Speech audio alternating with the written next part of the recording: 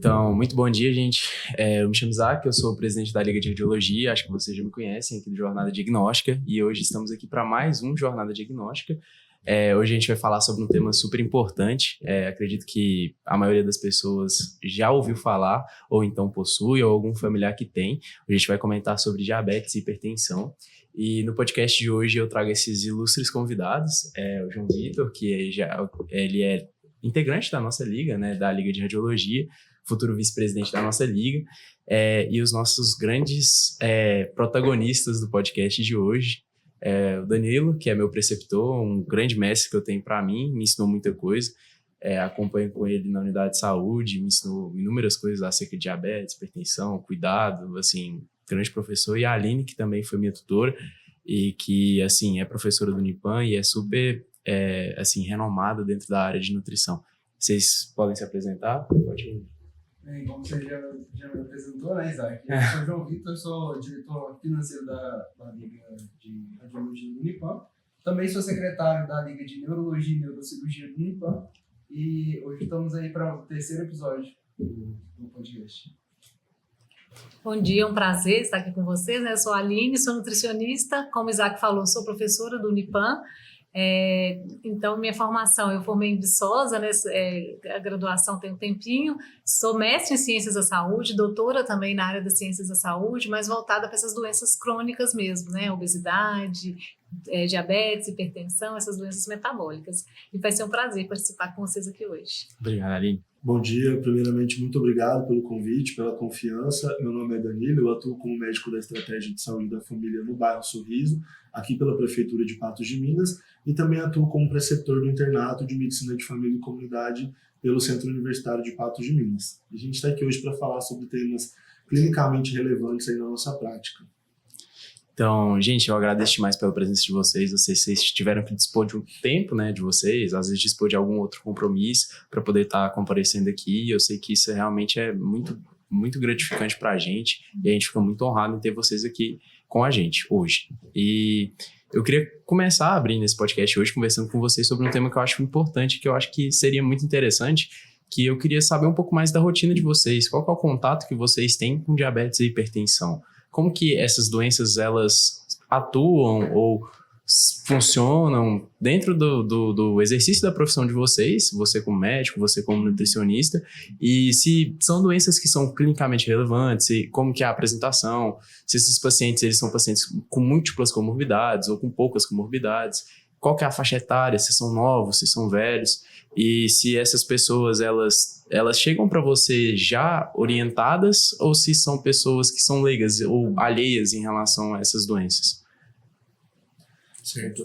Tanto a diabetes quanto a hipertensão, no cenário clínico atual, elas são as comorbidades não transmissíveis mais prevalentes aí na nossa unidade básica de saúde. Então, grande parte dos pacientes, eles apresentam essas comorbidades, ou apenas uma, ou as duas em conjunto, e a gente precisa saber manejar, precisa orientar os pacientes de forma adequada para que a gente evite complicações futuras para esses pacientes, porque grande parte da nossa comunidade apresenta. Hoje, mais da metade dos brasileiros, após os 45 anos, são portadores de hipertensão e a gente tem cada vez mais um grande número de pacientes diabéticos e muitos pacientes também que apresentam as duas comorbidades. Então, cada vez mais é importante a gente saber manejar, saber conversar, instruir os pacientes para que eles entendam também que eles são parte do tratamento e que não é somente ir ao médico, fazer um diagnóstico, tomar um remédio e pronto. Eles precisam viver cientes da comorbidade, cientes dos riscos, do que precisa ser feito para que essa comorbidade seja controlada e que eles não evoluam com complicações futuras que possam prejudicar demais a qualidade de vida. Então, como o Danilo falou, né, são as doenças mais prevalentes que a gente vê hoje no atendimento nutricional, né, sempre associadas às vezes com obesidade, com outras patologias, e a gente vê que está muito relacionada com questões de hábitos de vida mesmo, né? Então a população, ela tem essa dificuldade, né, de se alimentar, de ter escolhas corretas, e a gente vê que a prevalência aumenta muito. Então, chega no nosso consultório, paciente geralmente com as duas comorbidades, é muito difícil estar associado, e o que eu percebo, assim, que os pacientes, geralmente, eles não têm noção da gravidade das consequências do não tratamento, Eles acham que só tomar um medicamento, estou indo no nutricionista porque o médico me encaminhou, né? E não vê a importância da mudança de hábito para a gente conseguir realmente controlar essas doenças, que são um dos principais fatores aí para os desfechos mais graves, né? Como as doenças cardiovasculares e outras comorbidades que realmente aumentam a mortalidade. E uma coisa que eu tenho visto muito nos ambulatórios é o aumento dessas doenças em faixas etárias cada vez mais novas. Que antes a gente pensava em diabetes, hipertensão, a gente pensava de adulto mais velho para idoso, né? E hoje está chegando muitas crianças e adolescentes com esse quadro, né? Então, assim, é bem assustador a gente ver que é realmente o estilo de vida, né, que tem contribuído cada vez mais com essas doenças, e tanto em populações vulneráveis quanto populações que existem um poder aquisitivo maior. Então a gente vê essa realidade de uma forma geral. Sim. Eu queria fazer uma pergunta mais em relação à questão da nossa unidade de saúde lá, que eu faço estágio na unidade de saúde dele, que seria na SF do Sorriso, né, unidade de Chico Balai, e lá é uma população muito carente, e a gente, toda vez que eu vou lá no estágio, o Danilo é meu preceptor, né, igual eu já comentei anteriormente, a gente vê que a população mais carente, ela não tem tanta noção de o que é diabetes, o que é hipertensão, de maneira simples, às vezes não precisa entrar tanto em termos científicos, até porque eu não queria muito entrar nesse mérito. Eu queria saber se vocês conseguem explicar para a gente mais ou menos o que é diabetes e o que é hipertensão e como que essas doenças elas fazem com que as pessoas tenham uma perca de qualidade de vida tão importante. Certo. O diabetes, principalmente o diabetes tipo 2, né, que é o mais prevalente e que é gerado por esse estilo de vida que é inadequado, vindo do paciente, o que a gente consegue observar? O diabetes tipo 2 ele é uma doença gerada ali pela resistência à ação da insulina. Como que a gente costuma explicar para os nossos pacientes? Quando a gente come um alimento fonte de carboidrato, pode ser arroz, macarrão, batata, mandioca, uma fruta, que a fruta também tem o carboidrato, né? Esse carboidrato ele vai ser digerido ali no nosso sistema digestivo e ele vai virar glicose. E aí essa glicose ela vai para o sangue. A partir do momento que essa glicose chega no sangue, alguém tem que levar essa glicose para dentro da célula, porque ela só no sangue ela não vai ser utilizada como fonte de energia. E para essa glicose ser levada para a célula, ela precisa da insulina. Então, toda vez que a gente come um alimento fonte de carboidrato, o intestino digere, vira glicose, vai para o sangue, e aí a gente tem um órgão que chama pâncreas. E o pâncreas ele vai e produz a insulina. E a insulina vai ser responsável por carregar essa glicose até a célula e essa glicose ser usada como fonte de energia. Quando o paciente não se exercita, ingere carboidratos em excesso, o que acontece? As células, elas não são igual a gente, então elas têm um limite. Muitas vezes o paciente ele come ali de maneira demasiada, não se importa com a quantidade, ele pensa muito, às vezes até uma fome mais emocional. O paciente, por diversas questões emocionais, físicas, o paciente acaba comendo demais e ele não se importa com esse limite. Já as células no nosso corpo, elas têm esse limite. Então, quando o paciente começa a ingerir carboidrato demais, a insulina vai levando aquela glicose para a célula e chega um momento que a célula fala assim, olha, eu já estou satisfeito, eu não preciso mais dessa glicose. E aí essa glicose retorna para o sangue. Só que quando o corpo vê esse sangue cheio de glicose, ele não entende que é porque a célula não quer mais. Ele acha que é falta de insulina. E aí sinaliza para o pâncreas produzir mais insulina. E aí quando vê o pâncreas já produziu insulina demais e não resolve nada. Porque o problema não é a falta de produção de insulina, como no caso do diabético tipo 1, que é aquela pessoa que já nasce com esse problema. Agora, no caso do diabético tipo 2, a pessoa cria uma resistência a essa ação. Então, por mais que o pâncreas produza insulina, produza demais, não vai resolver. E aí chega um momento que se esse paciente não trata e continua mantendo esse estilo de vida de sedentarismo e alimentação em excesso, o pâncreas pode entrar em falência, e é onde a doença complica mais ainda, porque aquela insulina vai parar de ser produzida, aí o paciente precisa de mais medicamentos, precisa de mudanças mais assertivas, e muitas vezes o paciente não consegue realizar. Então, assim, é muito importante que o paciente entenda esse mecanismo para ele saber que o fator principal é melhorar a alimentação e fazer exercício físico. Essas são as únicas formas da gente conseguir controlar verdadeiramente a glicose e trazer aí uma remissão, né, para o diabetes, porque cura, a gente não considera que o paciente vai apresentar uma cura. Uma vez diagnosticado com diabetes, o paciente sempre vai carregar esse diagnóstico, por mais que ele consiga levar os valores da glicose dele para uns valores normais, para valores de pessoas que nunca tiveram diabetes, qualquer deslize que aquele paciente apresente, ele vai voltar a elevar a glicose dele muito mais rápido. Então, por isso que a gente não considera que o paciente tenha cura. Então, a partir do momento que o paciente entende que quando ele ingere carboidrato em excesso e não utiliza essa energia, ele vai desenvolver o diabetes, a gente consegue ter um manejo melhor dessas doenças.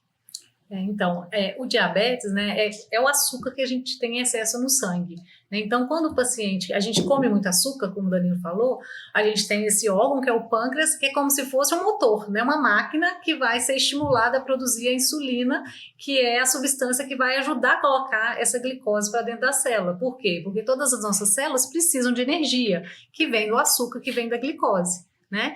Só que com a alimentação inadequada, o excesso de carboidrato ou a falta de atividade física, né, que a gente deixa de gastar essa energia que fica no nosso sangue na forma de carboidrato, de glicose, a gente só vai exigindo cada vez mais essa máquina que é o pâncreas.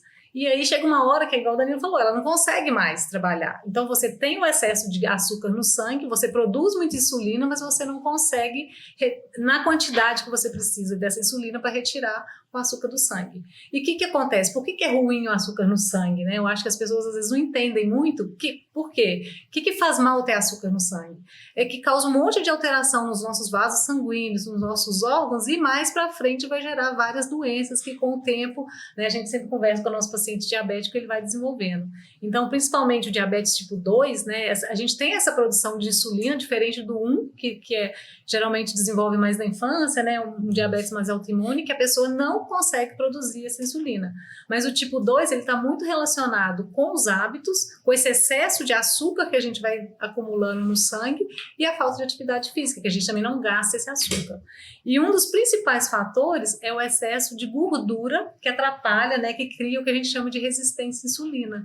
Então é como se a gordura impedisse que o açúcar entre para nossas células. Que a insulina é como se fosse uma chavinha, né, para ela abrir a porta para o açúcar entrar na nossa célula. E quando a gente tem essa resistência insulínica, a chave vira, mas não abre a porta. Então o paciente, ele tem insulina, só que essa gordura, ele não atrapalha, né, como se bloqueasse ali a entrada do açúcar. Então, por isso que a gente sempre fala, né, que o paciente, principalmente o diabético tipo 2, é um paciente que tem um consumo geralmente de excesso de açúcar, é um paciente que às vezes é mais sedentário, tem um estilo de vida ruim, né, e muitas vezes está associado com o excesso de gordura, né, principalmente a gordura abdominal, que é uma das principais, essa gordura, né, na barriga aí, que a gente às vezes cobra tanto, né, que a pessoa tem que emagrecer, tem que perder cintura, que aumenta o risco dessa resistência que gera esse excesso de açúcar no sangue. Então é isso que acontece com o diabetes. Muitas das vezes, por exemplo, no meu BS a gente pega com muita frequência, é um paciente alguns pacientes que não conseguem aderir ao tratamento. Muitas pessoas não conseguem aderir à dieta ou mesmo ao exercício físico. E a gente nota que, não, tipo assim, muitas vezes a gente pega uma pessoa que é instruída, sabe dos danos da diabetes e mesmo assim não adere. Como vocês, na prática clínica, conseguem contornar esse tipo de situação? Certo. Principalmente na nossa unidade básica de saúde, o que a gente observa muitas vezes é a falta de condição do próprio paciente para seguir aquele tratamento. Então, é muito importante que a gente conheça as crenças do paciente, que a gente conheça as limitações de vida desse paciente, que a gente conheça as expectativas do paciente com o tratamento, que a gente conheça como o paciente lida com aquela doença, e que a gente conheça também os propósitos de vida daquele paciente, porque muitas vezes o paciente recebe o diagnóstico e ele não sabe o que fazer com o diagnóstico, não entende a gravidade daquilo para a vida dele. Ele entende que aquilo é uma doença, que pode fazer mal a longo prazo, mas acaba que a gente não engloba o paciente como um todo. A gente tenta tratar só a doença. Então, quando a gente conversa com o paciente e tenta englobar de uma forma geral as expectativas, a ideia, o fato do paciente muitas vezes entrar em um estado de negação daquela doença, faz com que a gente aumente a chance de tratamento. Então, quando a gente se mostra disposto a realmente tratar o paciente, não só a doença, aumenta muito mais as nossas chances de sucesso. Por exemplo, muitas vezes a gente vai, na prática da medicina de família e comunidade, a gente tem que exercer um pouquinho de tudo ali. Muitas vezes o paciente vai demorar um tempo para ele chegar ao nutricionista, para ele chegar ao educador físico, então a gente já tem que dar umas orientações iniciais. E aí muitas vezes o paciente vai no médico, e aí o médico chega e fala assim, não, você só precisa parar de comer massa. Toma aqui sua metformina, tchau, vai para casa. E não, o paciente muitas vezes sai do consultório sem entender, ou então ele sai sem entender o que é simplesmente uma massa. E agora, quando a gente detalha a explicação do tratamento para o paciente, coloca ele ciente dos riscos, dos efeitos colaterais dos medicamentos, como aquele medicamento pode ajudar ele, como ele vai seguir um plano alimentar adequado. Por exemplo, em vez de a gente chegar para ele e falar assim, olha, você não pode mais comer carboidrato, até porque isso é uma fala irreal, não existe isso, a gente precisa do carboidrato para viver. Agora, em vez de a gente chegar e falar, olha, você precisa cortar as massas, não pode mais comer, mas a gente chegar e começar a questionar o diário alimentar daquele paciente, entender a cultura dele, entender o que ele gosta de comer, o que ele não gosta, aprender a negociar com o paciente, porque muitas vezes eles não querem abrir mão de um alimento. A pessoa cresceu na roça, cresceu com a avó que fazia um pão de queijo, e ela não quer abrir mão daquele pão de queijo. E tá certo, muitas vezes a gente não precisa excluir aquele alimento da vida do paciente, mas a gente entendendo, explicando para ele que o que faz mal não é o alimento em si, não existe um alimento vilão, mas os hábitos em conjunto, aquele paciente começa a se tornar realmente mais instruído, e a gente começa a ganhar a confiança do paciente, a gente cria o vínculo. Então, quando a gente cria esse vínculo e o paciente percebe que a gente está empenhado a disponibilizar um tratamento completo, aumenta a adesão. E também a gente levar o paciente a uma autorreflexão mesmo. E a gente faz muito isso na nossa prática. Perguntar para o paciente assim, quais são os seus propósitos, como você quer estar daqui 5, 10 anos, perguntar se o paciente tem filhos, se ele quer ver os filhos crescerem, se ele quer ver os filhos entrarem numa faculdade, se ele quer ter neto. Então, para tudo isso, o paciente precisa envelhecer com saúde, precisa estar bem. Então, quando a gente coloca isso, explica para o paciente que essas comorbidades, a longo prazo, são capazes de tirar a liberdade dele para ir ao mercado, às vezes, porque o paciente evolui com uma ferida, uma úlcera na perna que não fecha e gera muita dor, ou que esse paciente pode perder, às vezes, o prazer de olhar para o netinho dele no colo, porque ele desenvolveu uma retinopatia diabética que não enxerga direito. Aí a gente começa a trazer o paciente e responsabilizar ele também pelo tratamento. Então isso aumenta muito a adesão. Então, no geral é isso, é englobar o tratamento e trazer o paciente como responsável também, não só o médico, ou só o nutricionista, ou só os profissionais da saúde no geral.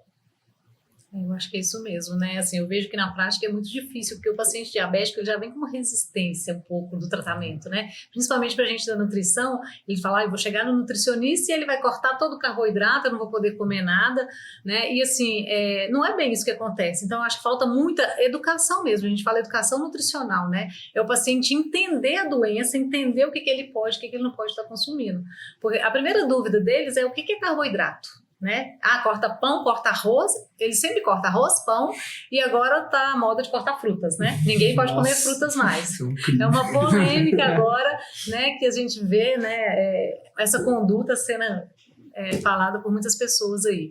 Então a gente tem que explicar para esse paciente primeiro, porque ele já chega assustado, ou é aquele paciente que chega e já cortou tudo porque ele está com medo da doença, e aí é ruim porque ele chega com deficiência nutricional, né, ele vai chegar com uma carência, ou é o paciente que, não tem jeito de cortar carboidrato, né? Então, assim, é difícil. Eu cortei o arroz, a gente pega muito paciente, eu não como mais pão porque pão tem muito carboidrato, mas vai lá e come bolacha, água e sal, né? E a gente sabe que as trocas erradas, né? Então, um pão equivale a 5 bolachas, água e sal. Quem que enche com 5 bolachinhas, né? Então, a gente explica isso muito para o paciente. Não é não comer o carboidrato, é o tipo de carboidrato, são as escolhas, a quantidade, né? Assim, eu já peguei paciente nas unidades que às vezes assim, cortou todo o carboidrato, só come fruta, mas come 10 bananas por dia. Senta embaixo do pé de manga na época e chupa 10 mangas. Aí até o triglicéride estava aumentando por causa do excesso de consumo do carboidrato. Então, assim, eu acho que falta muito essa informação. E o paciente, ele tem uma necessidade, né, do carboidrato, porque faz parte da nossa rotina, ainda mais o mineiro, né, que gosta de um pão de queijo, que gosta de uma broa, de um bolo. Então, eles ficam muito perdidos nessa orientação. E, assim, no consultório a gente tenta, né, trabalhar com eles muito essa educação. O que pode, o que não pode? Não é tirar o carboidrato, mas os tipos de carboidrato. Um carboidrato tem mais fibra. Porque às vezes ele corta o pão, mas igual eu falei, substitui. Teve um paciente uma vez que cortou tudo, comia só banana. E continuava com 300 e tantos de glicose. Né? Então, não é só o carboidrato em si, a quantidade, a qualidade, são os horários, né, que consome. Então, tudo isso vai influenciar. Uma vez um paciente, ele falava que não entendia, ele era diabético, mas era até tipo 1, ele comia muito churrasco e passava 2, 3 horas depois de churrasco, a glicemia dele estava em 400 e tanto. E ele não entendia o porquê. Eu não como carboidrato, carne não tem carboidrato, né? Mas a gente sabe também que a proteína em excesso vai virar glicose no nosso corpo, o lipídio também, né? Então, assim, são informações que a gente tem que dar para esse paciente, não é do dia para a noite. É um atendimento contínuo, explicando esse paciente. A gente fala muito em relação à ansiedade, né? Querendo ou não, a maioria dos pacientes relata que come doce, come, né, muito envolvido pela questão emocional. Então, é fazer realmente uma educação com o paciente, assim, não é só pegar uma dieta, cortar tudo, faz um cálculo lá do tanto de carboidrato que tem que comer e manda o paciente para casa. A gente vê que isso não funciona, porque a alimentação tem que ser muito mais trabalhada do que isso. E nas unidades a gente ainda tem uma resistência muito grande a mudanças, né? Quando a gente quer colocar mais fibra, alguns outros alimentos, né? Até uma aveia, alguma coisa assim, eles são muito resistentes, eles gostam de comer aquele macarrão, aquele arroz, né? E às vezes produtos industrializados que são de piores qualidades ainda, e às vezes assim, eles pode plantar em casa uma hortinha, né? Um alface, alguma coisa, a gente vê que não tem essa cultura muito mais, né? É muito mais fácil ir no supermercado, comprar uma bolacha, comprar um refrigerante, né? Refrigerante não falta, mas um suco quase nenhuma criança já toma, você não tem em casa, né? Então, assim, é a qualidade mesmo dos hábitos e a falta de informação, eu acho que dificulta muito, assim, o trabalho com diabetes. Então, quando a gente vai conhecendo o paciente, a realidade dele, trabalhando os aspectos individuais dele, a gente consegue um resultado melhor. Eu acho muito interessante também, em relação principalmente a essa educação continuada do paciente, é aí onde entra a importância dos grupos hiperdia, que são os grupos dos pacientes hipertensos e diabéticos. Qual seria a maior importância desse grupo? A gente tem um cenário muito limitado nas USFs, que são as unidades de saúde da família. A gente geralmente tem de 15 a 20 minutos para atender o paciente. Então, nesse período, você tem que anotar as comorbidades, os medicamentos que o paciente toma, quais ele está aderindo ou não, investigar o diário alimentar, dar uma orientação de acordo com os exames, mudar os medicamentos, otimizar a receita.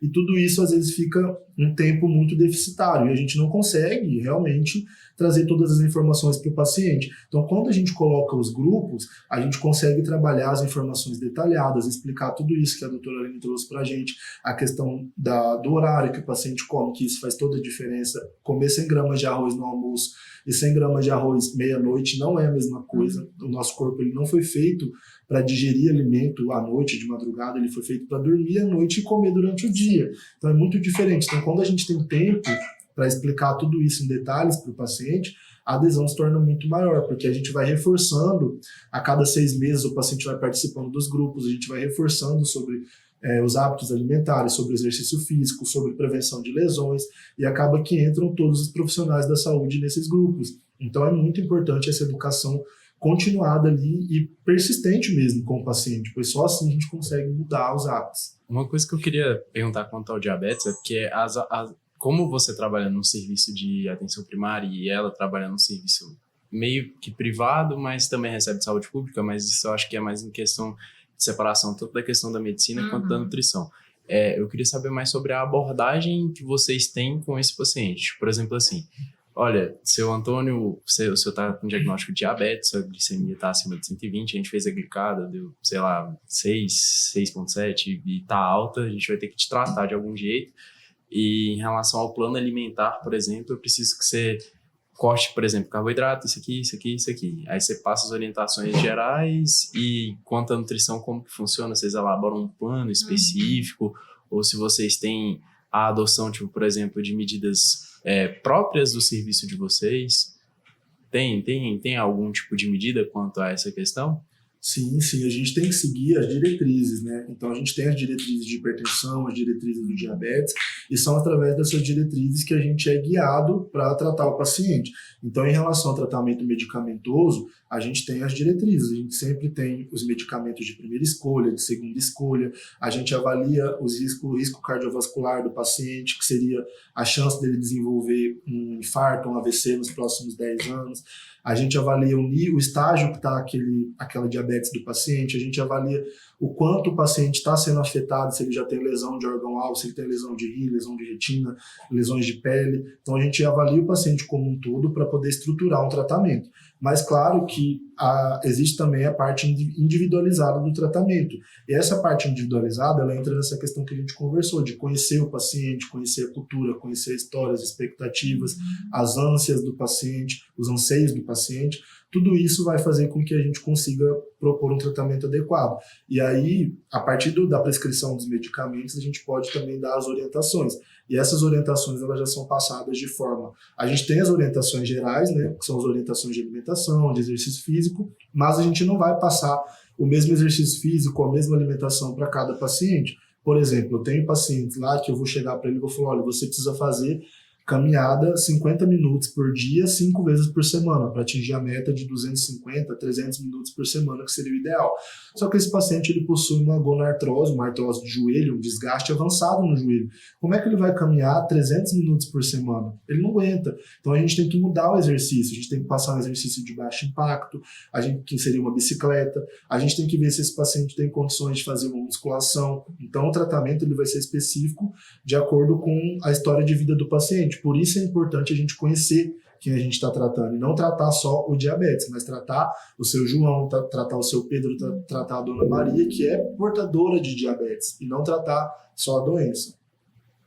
Depende muito da fase que a gente pega esse paciente, né? Por exemplo, a gente pode pegar o paciente que já vem com o diagnóstico encaminhado pelo médico, que aí a gente já tem um paciente geralmente medicado, com as orientações, né, principais, e que precisa melhorar a ingestão, porque não tem como a gente separar, né, a parte medicamentosa com a alimentação. Então, assim, a gente já pega esse paciente às vezes com essa medicação. O que a gente faz então na prática? A gente conhece o paciente, faz toda a anamnese, né? Conhece o histórico de saúde e o histórico alimentar, a gente detalha bem, faz toda a anamnese nutricional e a gente elabora um plano alimentar de acordo com o paciente. Então, a gente vê essas individualidades, né? Por exemplo, paciente de unidade de saúde, a gente sabe das condições. Então, tem paciente que o almoço é macarrão com salsicha, né? Então, assim, a gente vai adequando, não tem como tirar, às vezes, o carboidrato ou fazer escolhas melhores. Então, a gente vai pela quantidade, a gente coloca os horários, né? A gente tenta organizar de acordo com uma rotina que o paciente vai conseguir seguir. Mas também, hoje em dia, a gente sabe que não é só entregar um papel com uma dieta, com um plano alimentar, né? A gente precisa ter um acompanhamento contínuo desse paciente, para justamente conhecendo, porque o paciente é muito engraçado, quando a gente tem o primeiro atendimento nutricional e o paciente faz o recordatório, né, a gente pergunta, o que você come no café da manhã, né, vocês também fazem, dá vontade de falar para o paciente assim, nossa, que dieta perfeita, pode continuar seguindo isso, que você vai controlar sua glicose, né? Então, assim, paciente às vezes obeso, com 130 quilos, que o recordatório dá 500 calorias, né? Então, assim, ele come de manhã uma fruta, não come pão, ele come só uma colher de arroz, não come macarrão com arroz, né? Então, assim, é difícil nessa primeira consulta a gente conhecer mesmo o paciente. Aí depois ele vai soltando. Ah, não, mas a minha mãe gosta de fazer um macarrão. Aí eu como macarrão com arroz, aí tem uma batata, aí tem uma mandioca, aí no final de semana, e aí a gente vai conhecendo o paciente. Então, a gente tem esse tratamento mais individualizado, que pode ser tanto a nível mais até na especialidade, né, que a gente tem esse paciente no consultório, e a gente faz muito grupo também, que eu acho que é o que funciona bastante, porque o paciente, às vezes, conversando e vendo que o problema dele é o mesmo do outro, ele toma essa consciência, ele discute, parece que o resultado vem melhor. E aí a gente consegue educar, né, fazer grupos, explicar sobre as questões, e parece que o paciente adere mais ao tratamento, do que só você entregar uma dieta ou proibir, né, faz isso, você pode fazer isso ou não pode. Porque se isso funcionasse, meio que eles já vêm pra gente sabendo mais ou menos, o nutricionista vai me cortar o carboidrato, vai mandar eu parar de comer isso, parar de comer, né? O médico já me falou, tem 20 anos, uma vez uma paciente falou comigo, assim, ela saiu do consultório médico, né? Eu me perdi antes, era assim, saía do consultório médico, já via direto pro consultório da nutrição. E era obrigatório, porque senão saía do programa, né? Então, para receber o medicamento, ela tinha que ter o atendimento nutricional. E a senhora falou assim, olha, eu tenho 20 anos que eu tenho diabetes, eu escuto falar, você vai me falar para tirar isso, para tirar aquilo, eu já sei, e eu não vou fazer. Tenho 20 anos que me falam isso e 20 anos que eu não vou conseguir, né? Então, assim, como que você faz com esse paciente, né? A gente foi conversando com ela e no final das contas a gente conseguiu uma adesão dela. Falou, ninguém nunca abordou dessa maneira, porque as pessoas só falam que eu não posso, né? E não entende o meu lado, né? Que ela ela trabalhava numa padaria, que ela fazia esses bolos, fazia essas coisas, era difícil de tirar. Então, a gente... É difícil, assim. Eu acho que a gente tem que trabalhar o individual do paciente, né? E esses atendimentos coletivos, assim. Acho que qualquer nível de atenção que a gente for atender esse paciente, se for na unidade de saúde ou no consultório, né, até no hospital também a gente tem muita dificuldade, né, do paciente. Enquanto está ali no hospital, a glicemia fica ótima, porque está sendo controlada.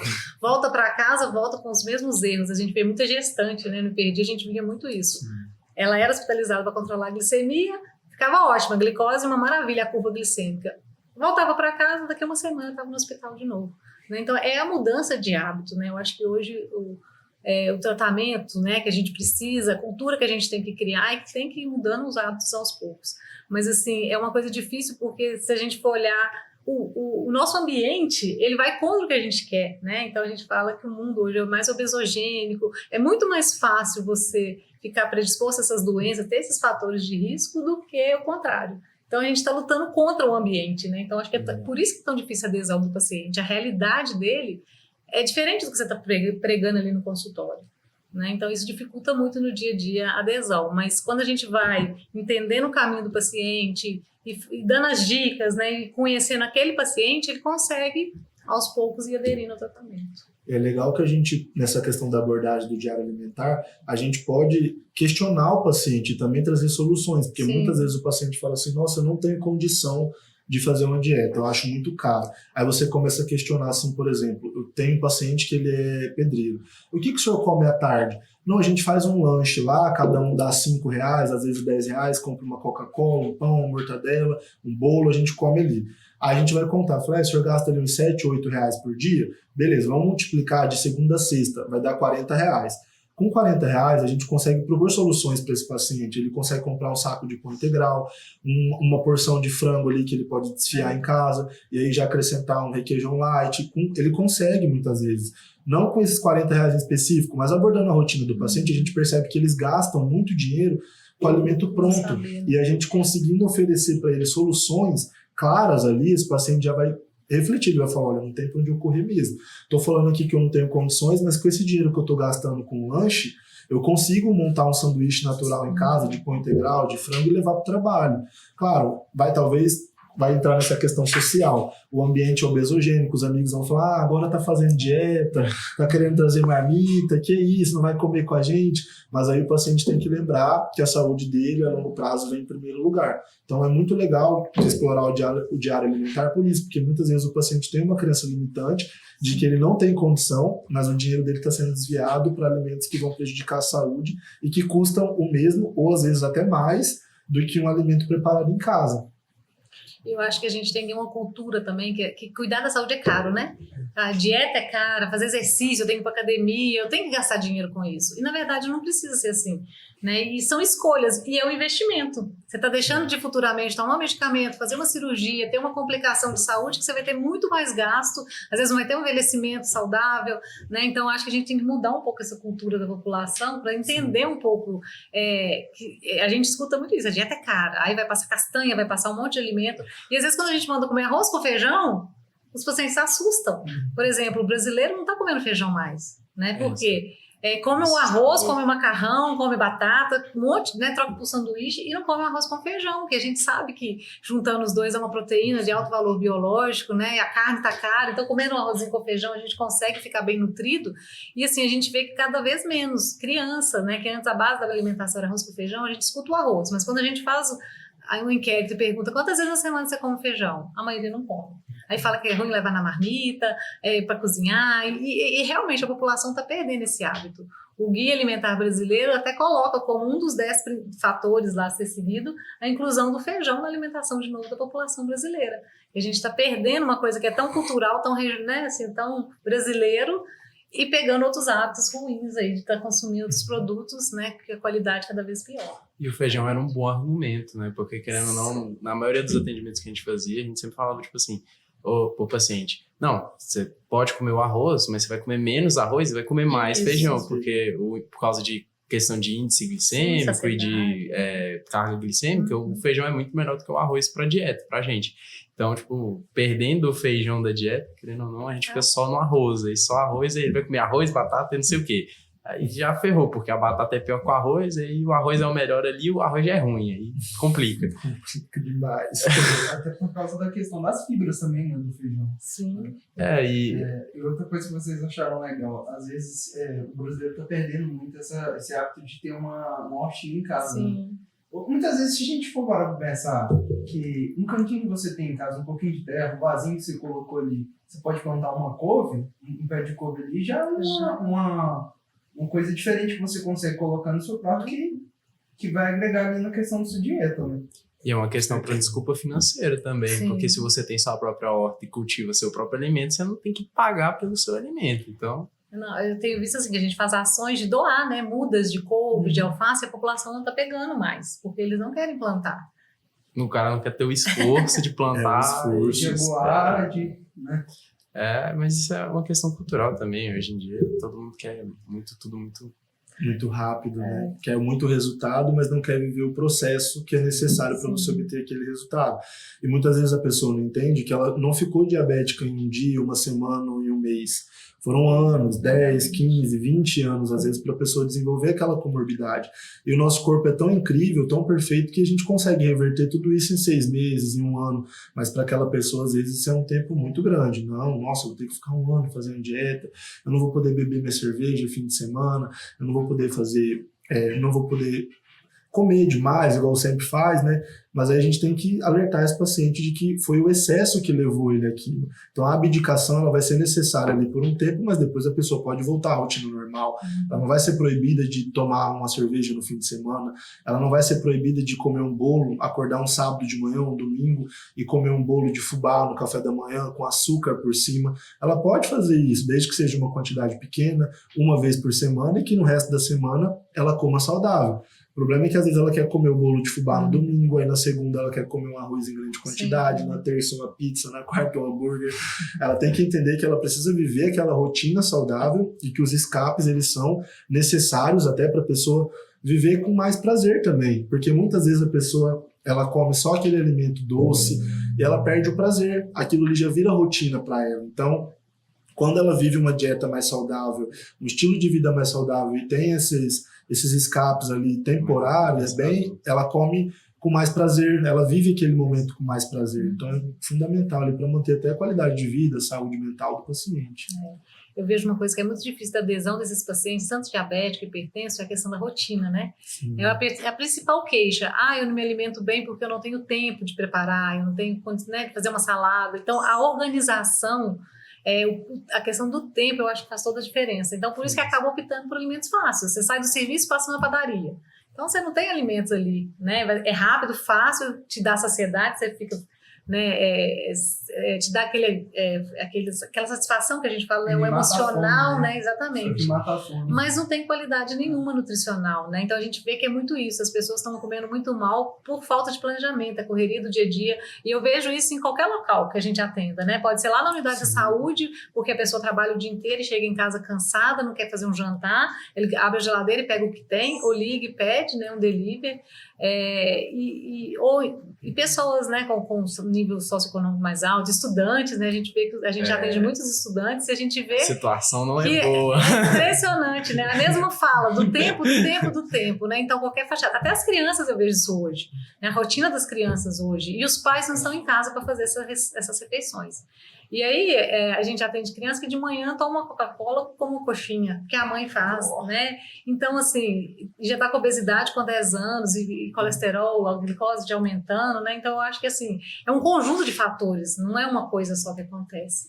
E a gente tem que tratar desse jeito mesmo, né? Com equipe multiprofissional, né? Com esse atendimento individualizado quando precisa e mudança de hábito, que não é da noite para o dia. Você não muda um hábito, né? Em um mês, nem um ano, né? A gente vê tantos tratamentos que não dão certo, né? Você faz por um tempo, isso que eu vejo muito nos pacientes diabéticos, com o tempo parece que eles vão cansando, né? De sempre ter que controlar, de não poder comer o açúcar, de ter que usar o adoçante, né? Então, assim, eles vão deixando de cuidar por causa disso. Então, a gente tem que estar sempre reforçando, né? Sempre voltando com esses cuidados. Eu queria agora comentar uma questão sobre comorbidades, porque a gente sabe que o paciente diabético, ele múltiplas comorbidades. Ele normalmente não chega só diabético, né? Ele já chega diabético, dislipidêmico, carência nutricional, deficiente de B12, deficiente de vitamina D, não faz atividade física, artrose, artrite, problema de coluna, depressão, ele já chega... Não, ele já chega com, tipo assim, 12 doenças. Aí você chega lá no CID 1, 2, 3, 4, 20, 22 CID diferentes para o mesmo paciente. Aí eu queria saber como que, no seu caso, principalmente, questão de, por exemplo, artrite, artrose, essas questões mais mecânicas, questão psiquiátrica, enfim, se esses pacientes eles têm esses problemas mesmo, e a questão da hipertensão, se você puder entrar um pouco mais em hipertensão, acho que seria bom para explicar o que é hipertensão, porque a maioria, assim, eu não tenho uma estatística, infelizmente eu não trouxe esse valor, mas, assim, na minha vivência prática como aluno de medicina, quase todos os pacientes que eu vejo que têm diabetes, eles cursam com hipertensão ou então ao longo da evolução da doença eles vêm adquirir. Tanto por conta de questões de idade também, eu imagino, né? Porque a gente sabe que a hipertensão a partir de uma certa idade tem uma maior predisposição por rigidez vascular. E no seu caso eu queria saber sobre essa questão de carências nutricionais. Porque, por exemplo, você comer um sanduíche, tem carboidrato, tem proteína e tem lipídio. Mas não tem, por exemplo, sei lá, os micronutrientes que são necessários para você ter uma saúde integral. Tanto que esses pacientes têm uma imunidade muito ruim. Sim. Eles adquirem muitas doenças com muita facilidade, não conseguem ter uma qualidade de vida boa, disposição. E eu queria saber se você pega paciente, por exemplo, com carência nutricional, esse cara que tem uma deficiência de vitamina C, tem uma deficiência de vitamina D, ele não está respondendo bem ao tratamento por conta da alimentação. A questão da abordagem do paciente com múltiplas comorbidades na atenção primária é um grande desafio, principalmente por conta da limitação do tempo, mas aí onde a gente tem o principal ponto ali da atenção primária a nosso favor, que é a longitudinalidade. Então a gente não consegue, muitas vezes, resolver todos os problemas daquele paciente em uma consulta só. Então a gente tem que trabalhar com prioridades. Então se chega para a gente um paciente diabético, mas que também é portador de osteoartrite, um paciente portador de hipertensão, um paciente portador de transtornos psiquiátricos, a gente tem que abordar esse paciente como um todo, mas ir colocando prioridades no tratamento daquele paciente. Então a gente vai abordar as questões psiquiátricas até para entender que muitas vezes o paciente tem uma fome emocional. A gente vai abordar as questões osteomusculares para a gente conseguir trazer uma autonomia para esse paciente poder realizar o exercício físico. A gente vai abordando as outras comorbidades também. Então é muito importante quando a gente avalia o paciente diabético, a gente procurar as lesões de órgão-alvo, que são lesões que a gente consegue identificar ali com um exame simples. Por exemplo, se a gente pega um paciente hipertenso e diabético, ele pode ter lesão de órgão-alvo ali nos rins, ele pode ter lesão de órgão-alvo no coração, nos pulmões. Então a gente avalia ali com um simples eletrocardiograma, a gente consegue observar ali uma hipertrofia de ventrículo, que é um achado muito comum em pacientes hipertensos de longa data. A gente consegue achar a proteinúria, a microalbuminúria acima de 30 nos pacientes que são portadores de diabetes. A gente fazendo um rastreio ali, uma fundoscopia, ou encaminhando o paciente para fazer anualmente uma avaliação de retina com oftalmologista, a gente consegue identificar precocemente alterações da retina e conseguir tratar esse paciente. Então, é um grande desafio, mas a longitudinalidade joga a nosso favor. A gente vai acompanhando esse paciente ali cronicamente e vai abordando de forma prioritária as questões que esse paciente precisa ser abordado. Aí, só em relação à hipertensão, você gostaria de saber o que, assim, específico? Como que funciona o processo de adoecimento, assim mesmo? Porque as pessoas que eu falo, os pacientes e a população em geral, elas possuem hipertensão, mas não entendem exatamente o que é hipertensão. Eu falo isso porque, por exemplo, na minha família, eu tenho pacientes que são hipertensos e que tomam medicamento, mas eles não entendem o que é hipertensão. Eles só chegam lá no médico e falam assim, não, tem pressão alta. Mas e o senhor... Aí, tipo, por exemplo, eu tenho, meu avô e minha avó, que ambos já são mais velhos, idosos, 80, 70 anos, e os dois fazem uso de medicamentos, IECA, BRA, enfim, fazem uso de medicamento antihipertensivo. E aí ele chega no médico e fala assim, não, tem pressão alta. Mas o senhor sabe por que não pode ter pressão alta? O que causa? Tem pressão alta, é isso aí, entendeu? Então, o que acontece, assim, pra gente saber, uma coisa que eu aprendi na faculdade, pra gente saber sobre a fisiopatologia, pra gente entender uma doença, a gente tem que saber a fisiologia. Então, a gente tem que entender como é que o corpo funciona normalmente, pra gente entender como é que um corpo doente funciona. Então, o que significa a pressão arterial? Pressão arterial é a pressão que o sangue ele vai exercer na artéria. Então, todo mundo sabe que o coração ele bombeia sangue o tempo inteiro. Então, o coração é um músculo que ele contrai, né? Ele contrai e relaxa. E cada vez que o coração contrai, ele bombeia uma quantidade de sangue. Então, o sangue, quando ele circula na artéria, a gente imagina como se fosse uma água correndo por uma mangueira. E essa artéria seria a mangueira.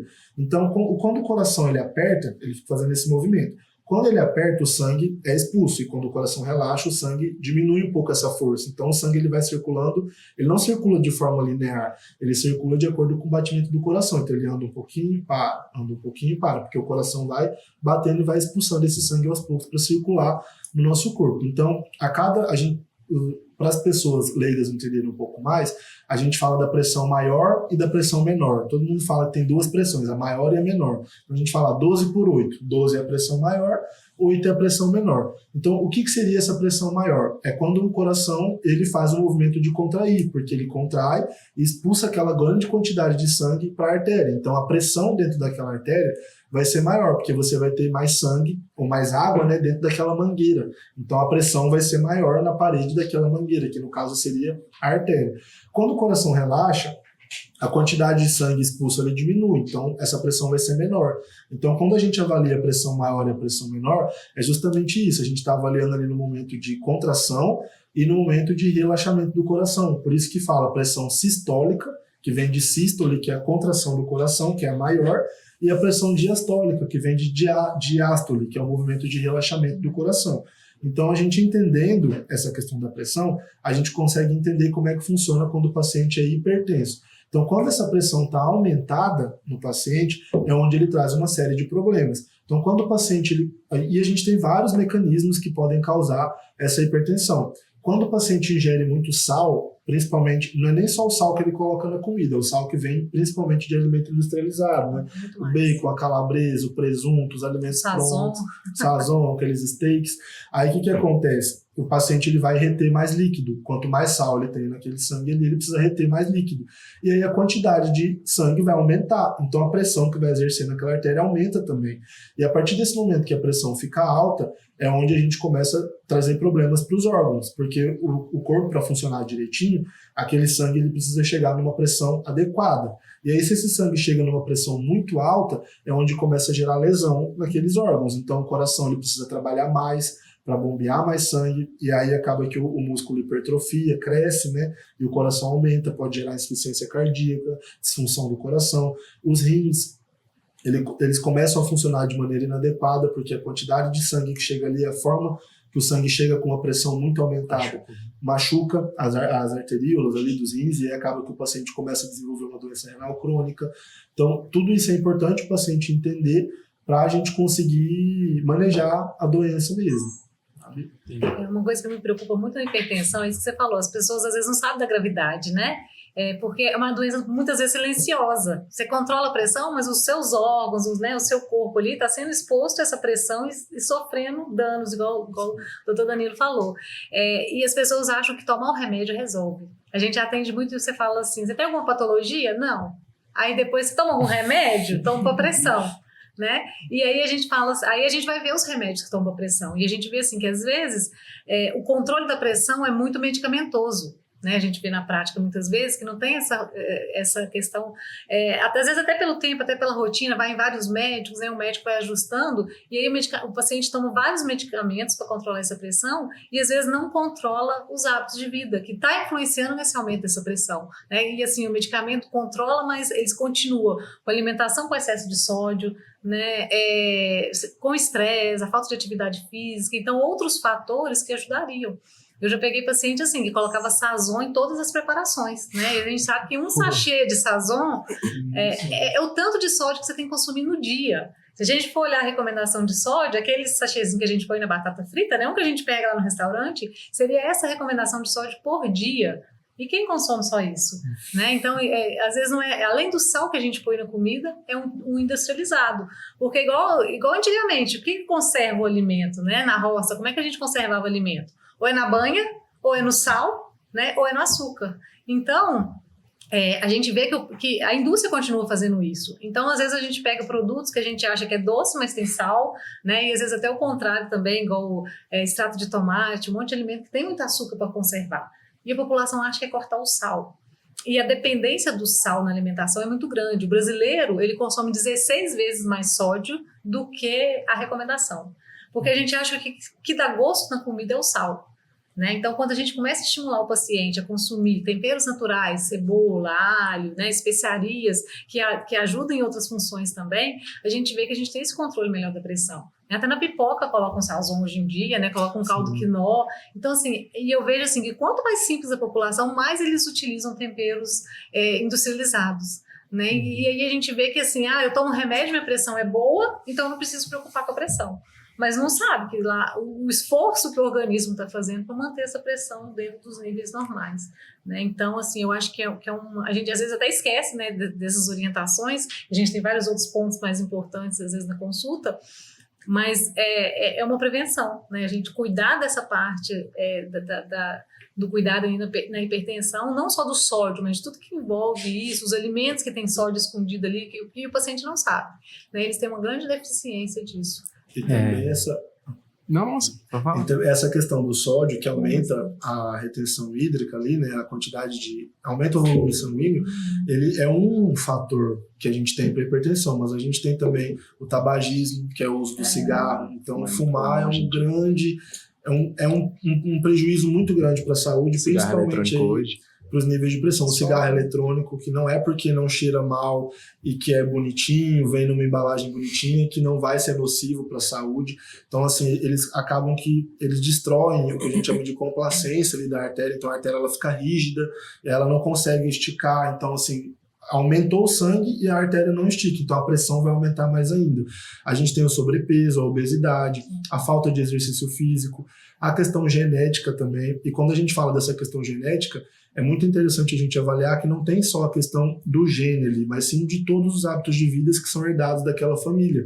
Muitas vezes a pessoa fala assim, não, minha família toda é diabética, eu também sou, é por conta de genética. Tudo bem, a genética tem um papel importante, mas a alimentação é igual da sua família que desenvolveu diabetes. Os hábitos são iguais, muitas vezes a pessoa também fuma igual o pai fumou, fuma igual a mãe fumou, não faz exercício físico que a família também não fez. Então, muitas vezes essa carga genética é também uma carga de hábitos de vida, não só genética. Gente, eu agradeço demais mesmo. Estamos estourando o tempo aqui, mas tá ótimo. A conversa aqui foi extremamente enriquecedora. Eu espero que o pessoal que está aí assistindo a gente de casa também tenha gostado e aprendido muito, porque eu pessoalmente eu tive uma aula aqui de diabetes e hipertensão e assim é super proveitoso e agrega de toda maneira para qualquer profissional de saúde, qualquer pessoa que for leiga, que conseguir absorver o máximo de informação. Imagino que vai conseguir tanto ter uma mudança de hábitos de vida quanto também saber pelo menos os riscos que ela está correndo. E eu queria saber se vocês têm alguma mensagem que vocês gostariam de deixar pro pessoal aí em casa, tipo, galera, mudem de hábitos de vida ou algo assim.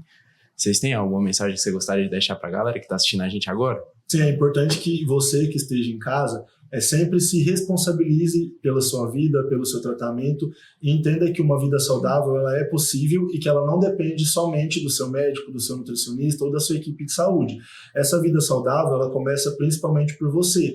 Então, quando você consulta com um profissional da saúde, essa consulta é periódica.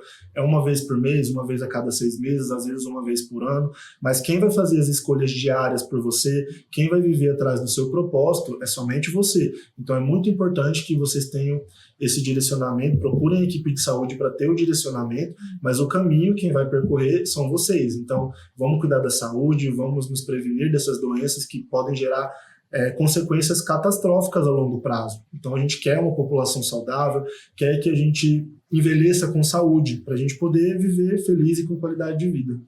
Então, acho que o principal recado é esse, né? A gente cuidar da saúde, a gente tentar manter a nossa saúde. Se a gente não tem nenhuma patologia, a gente tentar ter hábitos saudáveis para evitar, né? Para a gente ter uma vida mais tranquila nesse sentido, né? Envelhecer com mais qualidade. E se a gente já tem alguma doença, algum familiar, quem tem alguma patologia, né? Não só o diabetes, hipertensão, mas outras patologias, procurar ajuda, né? A gente sabe que o tratamento é contínuo, a gente precisa sempre de um acompanhamento, geralmente uma equipe multiprofissional, né? Então a gente vai na unidade de saúde, você pode procurar, né, médicos profissionais aí que você tem acesso porque não é fácil mudar sozinho, né? A gente precisa de um apoio e tentar realmente ter uma alimentação mais equilibrada, praticar atividade física, dormir bem, evitar o estresse. A gente escuta falar isso tanto, mas é tão difícil pôr em prática.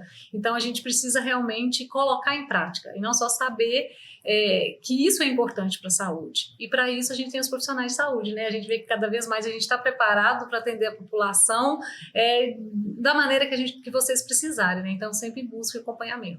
Então eu queria deixar também um último recadinho antes da gente se despedir, né? Eu queria que você que está em casa aí, que tem um pai, mãe, tio, tia ou algum amigo ou amiga que tem diabetes, hipertensão ou qualquer outra doença, manda esse vídeo para eles, para poder conscientizar eles mais sobre essas doenças e fala para ele procurar ajuda, correr atrás. Nós temos ótimos profissionais, o Danilo e a Aline são exemplos de exímios profissionais que exercem a profissão deles da maneira melhor possível para a saúde geral da população. Então a gente tem grandes profissionais e ótimos profissionais na rede que vão realizar esse tipo de tratamento e que vão fazer as orientações melhores. Se inscreve no canal, não perca mais nenhum Jornada Diagnóstica, espero vocês no próximo e um abraço a todos. Certo,